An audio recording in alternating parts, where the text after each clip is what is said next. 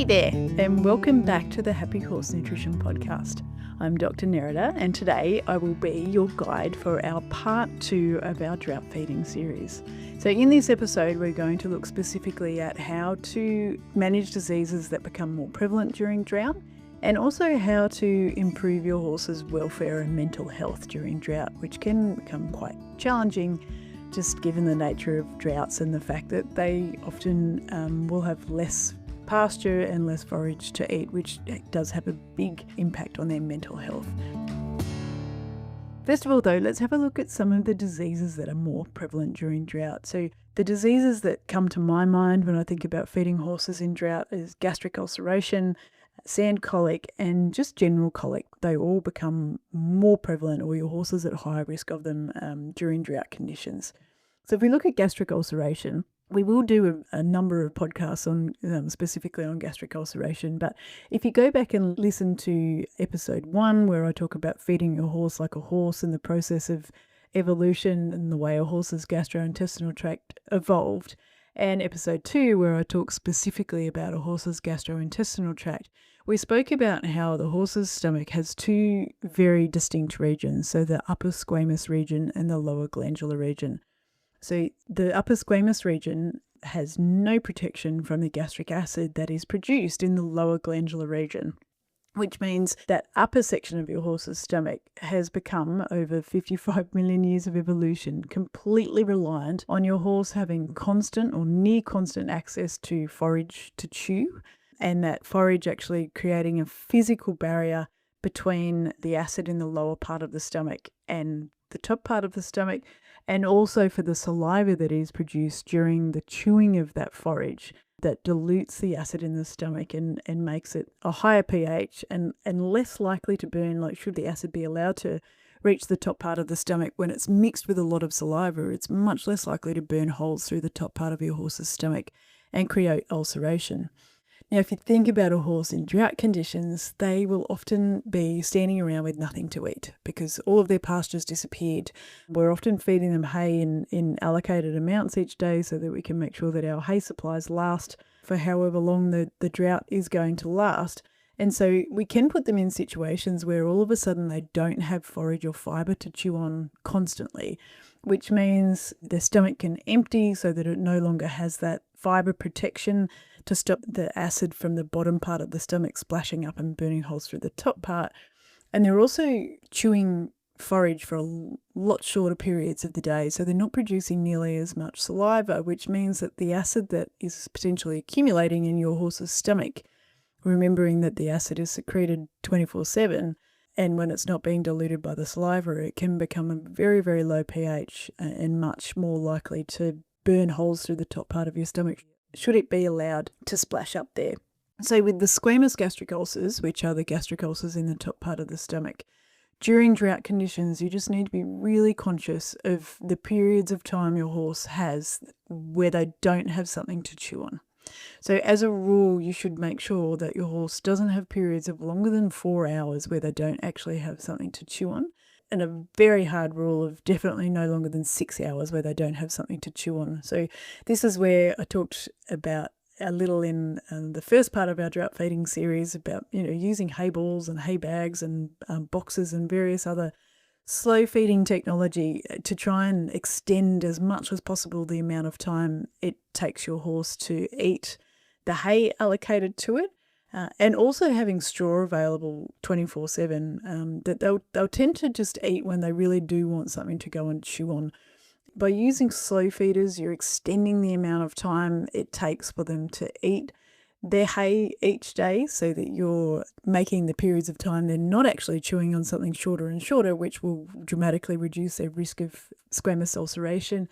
Also having straw there to chew. If they do eat through all of their hay and they do have a long period of time before they get their next allocation of hay, they can always go and chew on the straw. And I do think that they know when they need to go and chew on something to create some saliva to buffer the acid in the stomach. So making sure that it takes as long as possible to eat their hay that you're giving them each day, and having straw available for them to chew on when they get desperate for something to chew on, because it's not terribly palatable, so they'll tend to only eat it when they really need to. That gives you a really good chance of reducing the risk of acid splashing around in the stomach, because the stomach should be full of forage most of the time. And with them chewing as much as possible over a 24-hour period, it also means that the gastric acid in the stomach will be a higher pH and less damaging should it be able to splash.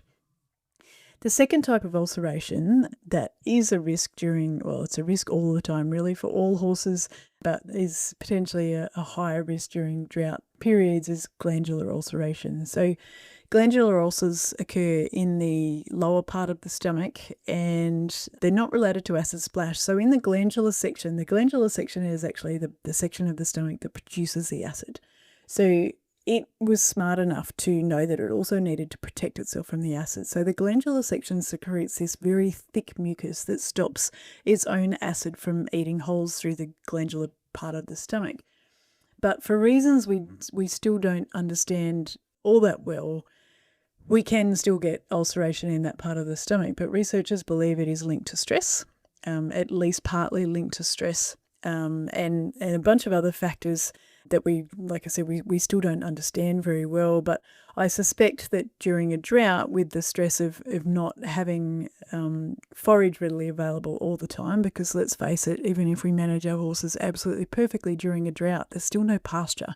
So it's not possible for them to just go out and graze whenever they want to graze. And on some level that is going to be stressful for horses, potentially under more stress during a drought. And the other thing that I think will play into a higher risk of glandular ulceration is that they may not be getting as much protein in their diet as what they normally would be if they were grazing on their normal pastures and eating their normal hay that is a higher quality than what you're potentially accessing during drought.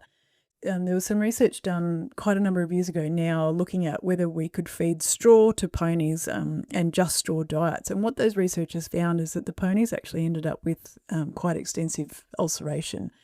And what I suspect happened is that on a straw-only diet, a pony's intake or a horse's intake of protein will become very low. So the protein content in straw is 5 or 6%. It's so low.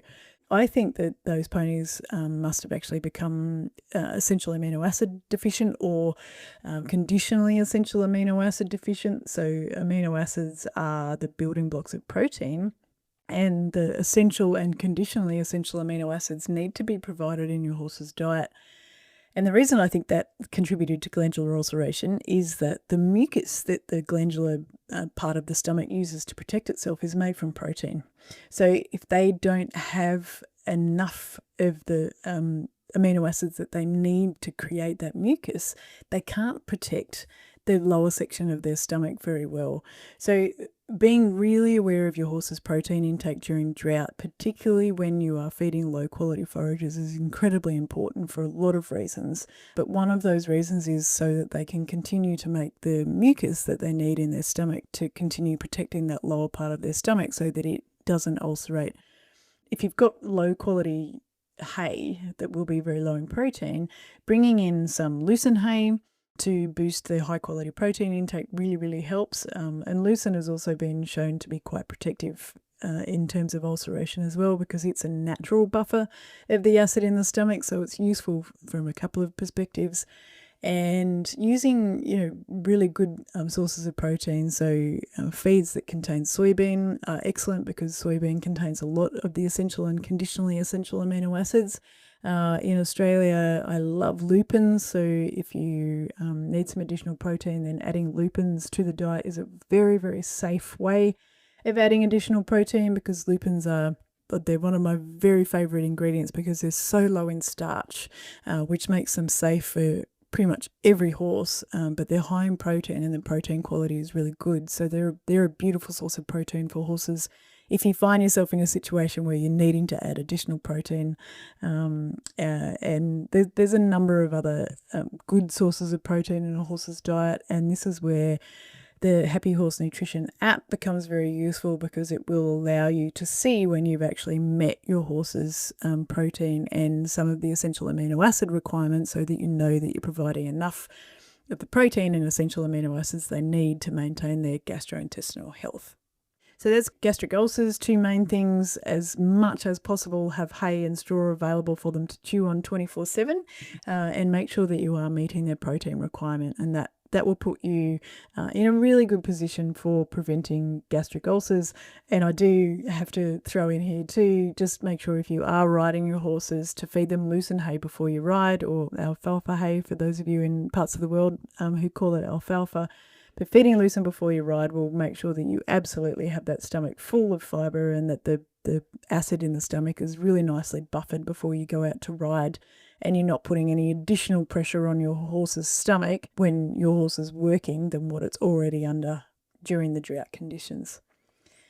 The second disease condition that becomes high risk during droughts is sand colic. So sand colic can be an accumulation of sand, or it can just be an accumulation of dirt. So if you're not on sand, don't think that your horses are in the clear for this one, because it can just be, ordinary soil or sandy soil that causes this condition.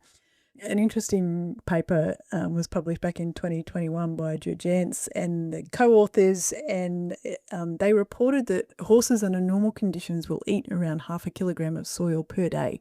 That's quite a lot of soil, because they're obviously grazing animals, and they're eating plants grown in soil, and it's just going to be a natural occurrence that they end up picking up and eating quite a lot of soil. But under normal conditions, this is not a problem for their gastrointestinal tract, because all of the fibre that they eat along with that soil just picks up that soil or the sand and moves it out of their gastrointestinal tract. So evolution is incredibly intelligent, and their gut has been designed to know that, well, yes, soil, sand, dirt is going to come in, but with all the fibre that we're eating, it's also going to go out. Now in drought, two things happen. Because horses will often be, fossicking around on the ground for bits of leaves, or they might be digging up roots of plants that they can eat, and just generally having their nose in a lot more dirt than what they would be if there was a lot of pasture available. They'll eat more soil. They eat more dirt in the process of a day, or throughout a day when it's drought conditions, just because the ground is bare and the soil is much more exposed, and therefore their intake often becomes higher.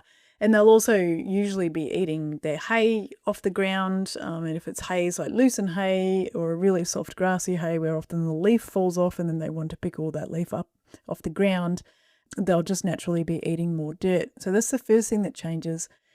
And then the second thing that changes is that they are usually eating less forage during a drought. So because we're typically giving them a hay allocation during the day, it will often be less than what they would eat if they just had free access to grazing, or, more free access to hay during a non-drought season.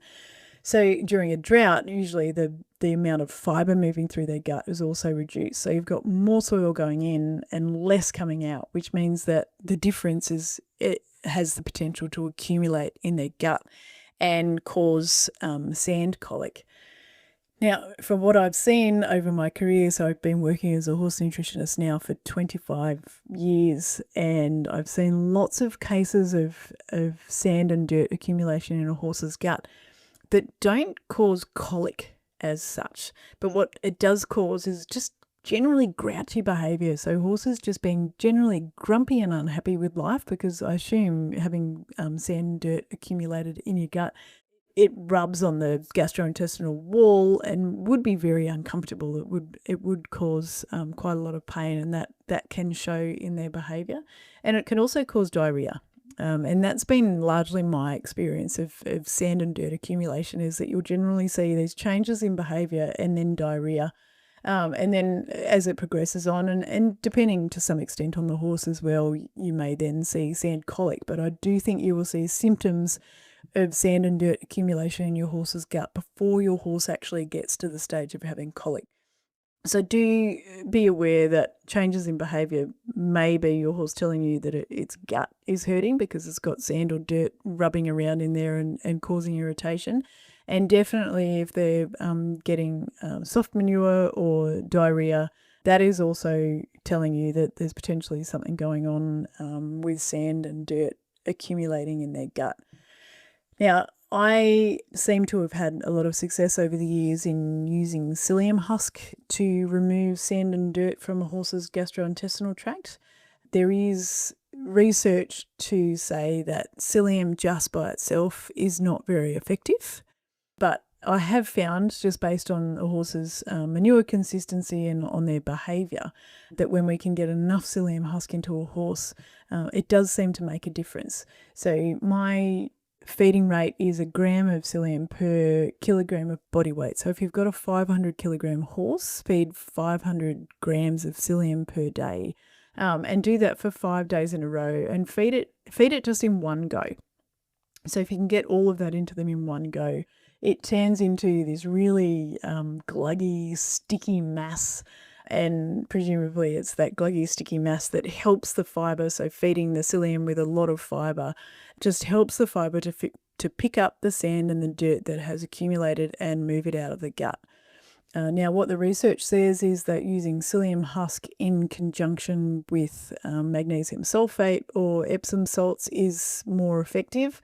Now, doing that alongside your veterinarian is an excellent idea, and in fact, that is the only way you can do it properly in the way that the research explains how it should be done. There is, however, commercial products also on the market that are psyllium and magnesium sulfate pellets that your horse might find more palatable than just the straight psyllium husk, because it's not a particularly palatable ingredient. And the company that sells this product has got some really nice research too to show that it is very effective at removing sand and dirt from your horse's gut. So if you are having problems with sand or dirt accumulation, there are products that combine psyllium and Epsom salts that may work really well. Now, if you are using psyllium in your horse's feed, just a quick little tip: do not wet it. So if you wet it, it will turn into a sticky, gluggy mess, and your horse definitely won't eat it. So to feed it, just make some loosened chaff or a little bit of wheat bran or something like that, just very, very slightly damp. You could grate a carrot into that mix as well, and that works really well. But get, say, 200 to 500 grams of some sort of carrier, palatable carrier that your horse really likes, and make it very slightly damp, and then mix the psyllium husk into that mix, and cross your fingers that your horse will eat it, because some will eat it quite easily, others don't like it at all. If your horse is okay to have molasses, so is not a horse that needs to be on a low sugar, low starch diet, you could also put just a little bit of molasses in there too, because the molasses will bring a much nicer smell to that mix than what the psyllium husk alone will give it. If your horse has gotten to the point of having sand colic, or it's got severe diarrhea, you will need to work with your veterinarian, who will use that combination of psyllium husk and magnesium sulfate to help shift really quickly any sand or dirt that has accumulated in your horse's gut. Otherwise, if you feel that your horse is at risk, then feeding the psyllium husk or the pellet that has psyllium and the magnesium sulfate added to it for 5 days in every month will help you to just keep shifting the small amounts of sand that might be accumulating in your horse's gut out consistently, so that you don't have a horse that's been 6 to 12 months or even longer in drought conditions and just slowly accumulating sand and dirt that will eventually end up causing a problem. The other thing that's important to do is to try and limit the amount of soil your horse is eating, and you can do that by feeding hay off black rubber matting, and then using a blower or a broom to move any sand or dirt that your horse has walked onto the rubber matting regularly. If you are feeding out of a hay net, then put rubber matting underneath the hay net to try and drop any hay that they drop. I love the canvas-backed hay pillows that are available. They do a really good job of keeping hay up off the ground for your horse. And you can also use things like the timber fruit boxes and put hay inside there, so that the horses can't be walking all over the hay, which saves wastage. And it also keeps the hay up off the ground, so that they're not eating nearly as much sand or dirt than they would be if they were eating just straight off the ground, particularly with hays like lucerne, where the leaf tends to fall off, and then they go and pick the leaf up off the ground and eat a lot of dirt in the process. So that's sand colic. Now I want to move on to just general colic, because general colic does become a higher risk during drought conditions for a few reasons, and we'll go through some tips now for reducing the risk of just general colic. So many different forms of colic that can happen, but we'll have a look at some ways of reducing your horse's risk during drought. The first thing to be aware of is that changing batches of hay may predispose your horse to colic, and it's for a few reasons. And I do suspect with what we're learning around the hindgut microbiota, so your bacteria and fungi, what we're learning in that space is that the more we restrict the types of forage your horse has access to, the less diverse the microbes in your horse's hindgut will be. And then that low diversity actually puts them at higher risk of colic.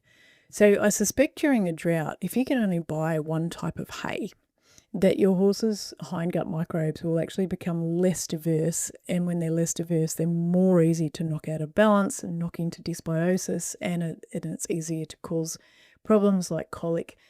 Which means that when you change from one hay to another, that's one of your higher risk periods for colic. So if you are in a situation where you've got one type of hay, or even one batch of one type of hay, and you need to change onto your new hay, try to do that as slowly as possible. So try not to run out of one type of hay and then all of a sudden introduce a new type of hay or a new batch of hay suddenly. As much as you can, try to finish up your horse's old lot of hay slowly as you slowly introduce the new lot of hay into the diet. The second tip for reducing colic is to buy the best quality hay you can find, and definitely avoid mouldy hays. So mould does put your horse at higher risk of colic depending on what the type of mould is, and it can also cause, depending on whether there's mycotoxins in the hay, it can also cause quite severe liver damage and various other diseases caused by mycotoxins. So do try to buy the best quality hay, and if you do come across mouldy hay, particularly if you can see the mould but also if you can smell the mould, then you're best to give that a miss if you can. I know sometimes you get forced to use whatever you can find, but really do go looking as hard as you can for hay that is not mouldy for horses during drought, so that you don't put your horse at a higher risk of colic.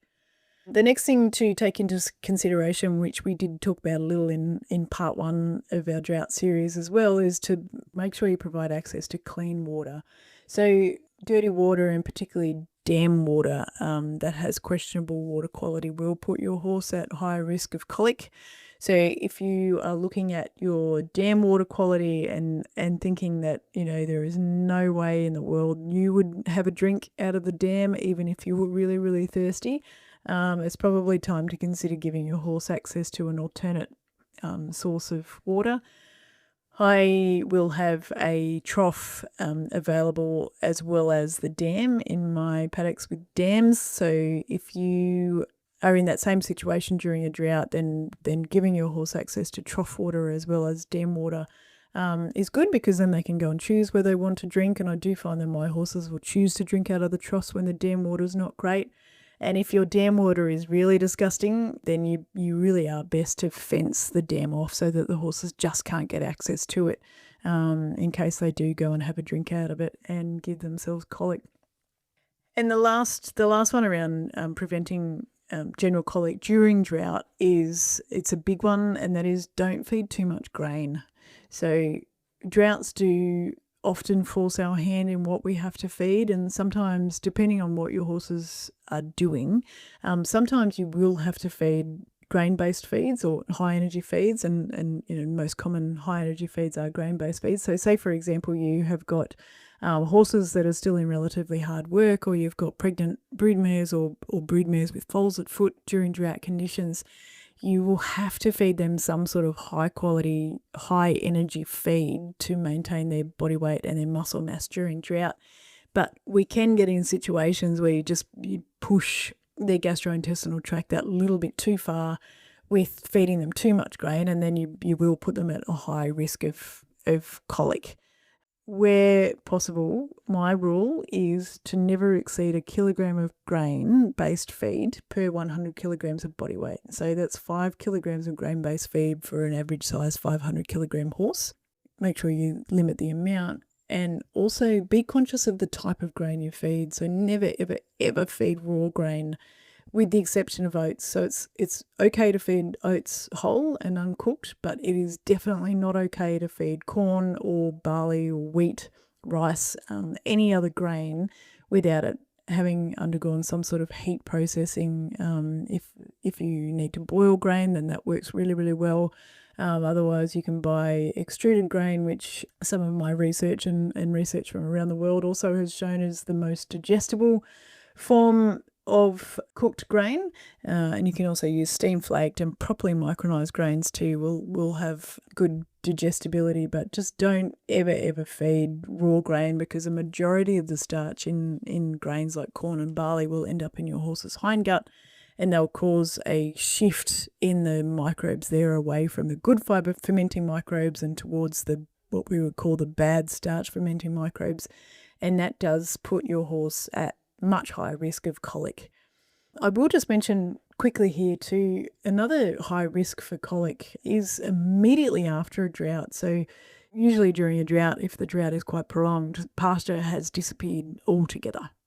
And then when it rains, you end up with all of this short green grass that is growing in soil that has potentially been sitting there for years without pasture growing on it. So I know our last drought here in Tamworth stretched from late 2016 into early 2020, and so the soil had been sitting there for years without anything growing, and soil can accumulate nitrogen under those situations, and short green grass is also well known to accumulate nitrate, and nitrate is very toxic to an animal's gastrointestinal tract. So when it rains again, and you all of a sudden have all of this lush green grass, it's really important to continue feeding your horse hay at that time, because if you just leave them to be reliant on that lush green grass, you put them at really high risk of nitrate toxicity. And one of the symptoms of that will be colic. And in fact, in drought, I think it was when around 2009 drought broke in the Hunter Valley, and we actually had horses that were rupturing their stomachs, and we were pretty sure at the time that was due to high nitrate levels in the very short green grass that the horses were grazing. So super important when the drought breaks, keep feeding your horses hay, give them free access to hay even when there is, quite a lot of short green grass available, because that short green grass can put them at really, really high risk of colic. And that's something that, having got them through a drought, you want to keep them safe in that early phases of grass growing again. Okay, so we'll move on from looking at preventing disease during drought to a few little tips and tricks for just maintaining your horse's mental health and welfare during a drought. So this is probably the part of the drought that I struggle with the most. I love feeding animals, which is why I'm an equine nutritionist, but I also find it so hard to see animals that are not well fed, and I find it ridiculously hard to see my own horses looking at me just, asking for more food during a drought because they've eaten whatever hay and pasture they were given if I was strip grazing them for the day, and now they're standing around and wanting more. So it is a really tough part of drought, and there is a lot to be said as well for maintaining the mental health of our animals as well as the physical health. And in fact, it's interesting because mental health is very directly linked to physical health. So we know in a number of animal species now that when psychological stress due to feed deprivation occurs, it will cause leaky gut. So the gut will physically start leaking because of psychological stress. So it is really important to keep horses mentally healthy for a number of reasons, but one of them being that it also helps to support their physical health. So there's a few things you can do to keep your horses a little more mentally healthy during a drought. The first one's really simple. So the first one is feed their hay at ground level. So avoid sort of the hay racks and hay feeders that have horses with their head up off the ground, because that head down position is a very natural position for horses to be in. It's the position they would be in if they were grazing. And if you haven't done this, I really recommend you go and sit with your horses and watch them eat hay, because what you'll see, I love doing this with my horses, but what you'll see is that after they've chewed on the hay for a while, their eyelids get kind of droopy, and they go into this really blissful state. And my assumption is that that's because their head is in a grazing position, and it's a very, very natural position for a horse to be in, and it makes them happy when their head's down and they're eating. So it's a really simple one, just to provide hay at ground level. Just be aware that if you do have horses with shoes on and then you're using hay bags or hay pillows that can be fed on the ground, that they're not going to get their foot stuck, or the hay bag stuck between their hoof and their shoe. I have had Poet, one of my horses, did that one day, and he's a very chill older quarter horse gelding, and he just kind of ambled up out of the paddock swinging one of his front feet that had this hay bag attached to it up to me so that I could take it off his foot. But not all horses are going to be that forgiving, so do be really conscious of that. But find ways to feed hay at ground level that is still allowing them to feed slowly, so that you're extending the amount of time they take to eat their hay, so that you can reduce the risk of gastric ulceration, but is avoiding the use of too many hay bags that are hanging up high, or hay feeders that have got their heads up high. The second and really important part for mental health is to keep them eating. So as much as possible, have something for them to chew on 24/7. And we've already talked about this a few times in this series, but this is where straw really becomes useful, because you can leave straw out. It doesn't taste great. The horses don't just go and eat it because they like the taste of it, but they will go and chew on it when they want something to chew on. So when they're really desperate for something to chew on, they'll go and chew on the straw, and it means that they're not in that state of feed deprivation where they're wanting something to eat but there's nothing for them to eat. And it's also where using slow feeders and various other technology that helps you slow horses down plays a role too, because the longer you can make it for them to eat their hay, the more of a 24-hour period they're going to be eating. And the last one is something that you can have a little bit of a play with and just see if it works for you. But it's giving horses some opportunity to forage, so to actually search for their food. And it might be that you put a hay pillow in one area of their paddock and a hay bag with a different type of hay in another area of their paddock.